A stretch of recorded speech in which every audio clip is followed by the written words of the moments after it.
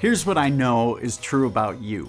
You have questions. You have questions about God, about faith, and about the Bible. But here's the problem. Most churches aren't set up to address your questions. Let me be honest. For most of us, we go to church, we sit through a message on whatever topic the pastor thinks is interesting. But rarely do churches provide places and spaces for us to ask the questions that some of us have had on our hearts since we were little kids. But if we're honest, we've been too scared to ask those questions for fear of sounding, dumb, or sounding like we have these big, bad doubts. Well, friends, your questions deserve answers. So today, I'm launching a 5-session series on the top 5 questions people have asked me about faith. Those questions go like this. Number 1, why do bad things happen to good people? Number 2, what do we do about the violence in the Bible? Number 3, can I be a Christian and believe in evolution and science? Number 4, is it wrong to have doubts? And lastly, how can I follow a God who would let Christians do such bad things that they do in this world? These are our 5 questions. So, let's get started.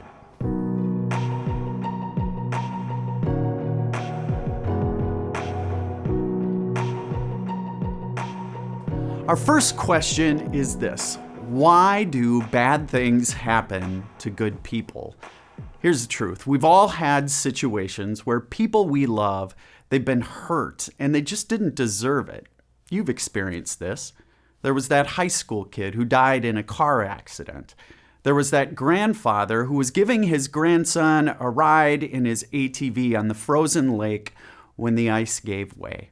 There was that sister who was diagnosed with breast cancer, that aunt who had a miscarriage, that friend who struggles with depression.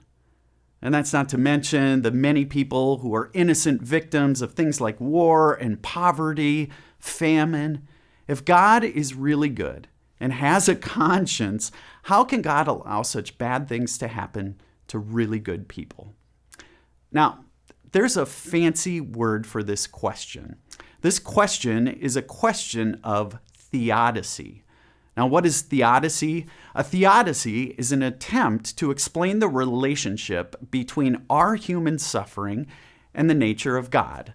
Since the beginning of time, people have tried to explain that relationship. For example, some would say that if God is good and there is all this bad in the world, well, then God must not exist at all. This is called atheism, and it's a version of theodicy. Others suggest that evil is a real force in the world, and our lives are sort of caught up in a cosmic battle between evil and good, sort of like Star Wars. Still others believe you get what you deserve in life based on your actions, and God is simply an observer. And others have said that God is a plan, and we don't understand that plan, but God is a plan, and our suffering is for our own good. These are some of the most popular theodicies. But I'd like you to consider another option. You see, there are others who believe that God actually allows suffering because he loves us so much.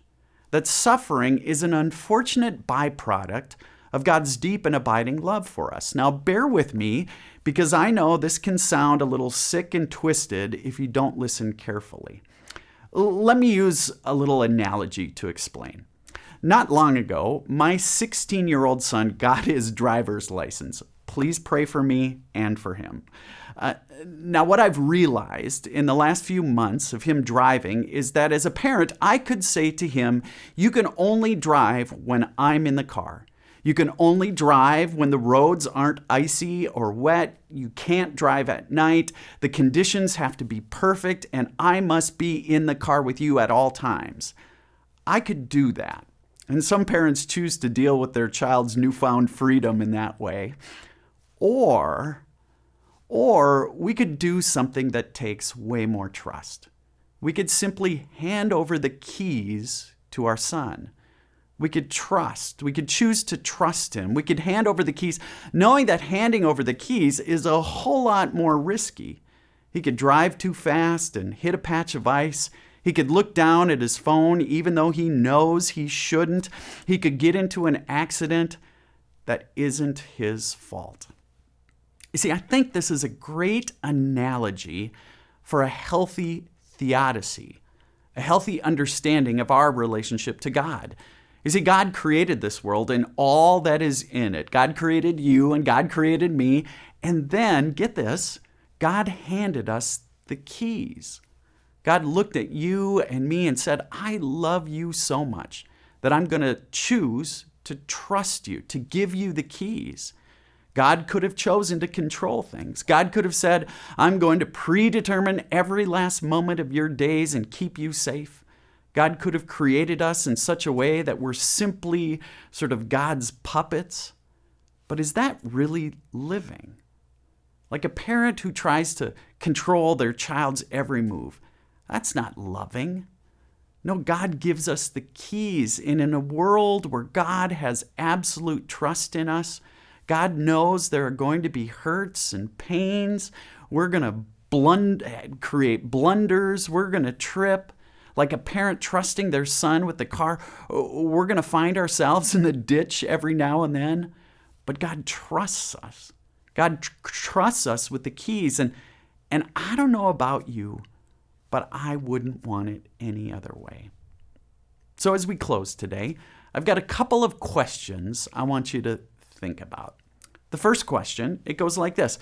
What are some of the things you hear people say following tragedies that kind of have become cliche phrases, like everything happens for a reason, or it's all part of God's plan?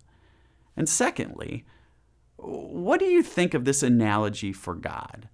That out of love, God hands over the keys to you and me, and because of that, there is a level of risk in our lives. Gang, thanks for joining me today. I can't wait for our next session. We're going to wonder together, what do we do about the violence in the Bible?